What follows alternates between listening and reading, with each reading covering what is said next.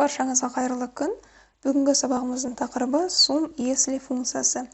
Жалпы біз берілген сандардың ортақ суммасын шығаруды білеміз. Ол үшін біз сум функциясын пайдаланатынбыз. Ал кейбір жағдайларда жалпы сумманы емес, белгілі бір критерийларға байланысты бөліп суммасын есептеу керек жағдайлар болады. Осы кезде біз сум если функциясын пайдаланатын боламыз. Бұл функцияны пайдаланудың екі түрлі жолы бар. Бірінші жолы теңді басамыз, одан кейін осы жерде функцияны шақыру арқылы сум если функциясын таңдаймыз. Менде ең соңғы пайдаланылған функция болғандықтан тізімнің басында шығып тұр. Егер сіздерде бұлай болмаса, онда сіздер алфавиттік ретке қою арқылы тауып алсаңыздар болады. Сум если функциясын таңдаймыз. Осы кезде бізде осындай диалогтық терезе шығады. Яғни диапазон, критерий, диапазон, суммирование. Диапазон деп тұрғанымыз, яғни критерийлер орналасқан диапазонды белгілеу керек. Бұл жерге белгілейміз. Fn, F4-пен қатырып қоямыз. Немесе кейде F4-ті ғана бассақ болады. Келесі критерий дегеніміз, ненің суммасын есептеу керек. Біздің жағдайымызда көкөніс, жеміс және дәнді дақылдар бар. Біз көкөністен бастаймыз, яғни көкөністі белгілеп қоямыз. Жалпы бұл критерийді енгізудің де екі түрлі жолы бар. Біз тырнақшаның ішіне көкөніс деп жазуымызға болады, немесе осылай алдын ала дайындап қойған кестеден белгілеп алсақ болады. Тырнақшаға жазғанға қарағанда осылай ұяшықтан белгілеу дұрыс деп есептейміз, себебі кейін формуланы жылжытқан кезде, көшірген кезде жеміс-жидек және дәнді дақылдар үшін бұл формула орындалмай қалады. Сол үшін алдын ала осындай ыңғайлы кесте дайындап алып, сол кестеден белгілеген өзімізге тиімді. Келесі диапазон суммирование, яғни бұл жерде осы барлық сумма жазылған диапазонды белгілеу керек. Бұны да қатырып қоямыз. Fn, F4.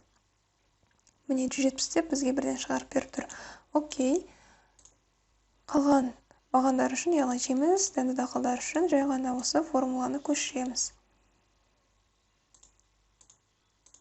Сол кезде бізге автоматты түрде осылай шығарып береді. Енді келесі жолы дәл осыған ұқсайды, бірақ сәл өзгешелеу, яғни тең сум если деп жазамыз. Тапты бассақ болады, немесе екі рет сум еслидің үстінен бассақ та болады.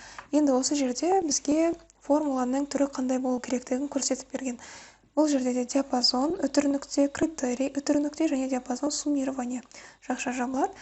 Enter'ді басу керек. Яғни диапазон дәл алдыңғы жағдай секілді диапазонды белгілейміз.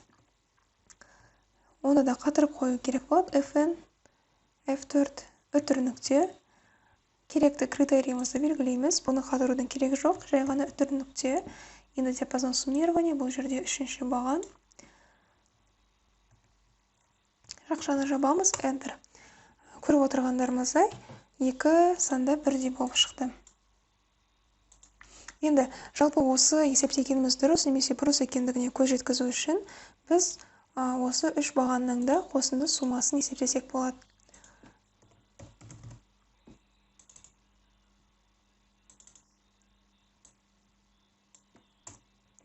$451 немесе бұлай есептесек те болады.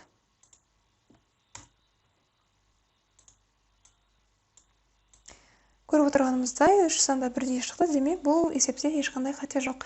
Сіздерге ыңғайлы болу үшін дәл осы Excel файлдың ссылкасын төменге қалдыратын боламын. Сол жерден файлды көшіріп алып, жаттықсаңыздар болады.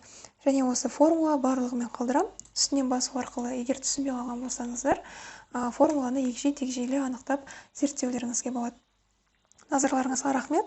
Келесі сабақта кездескенше.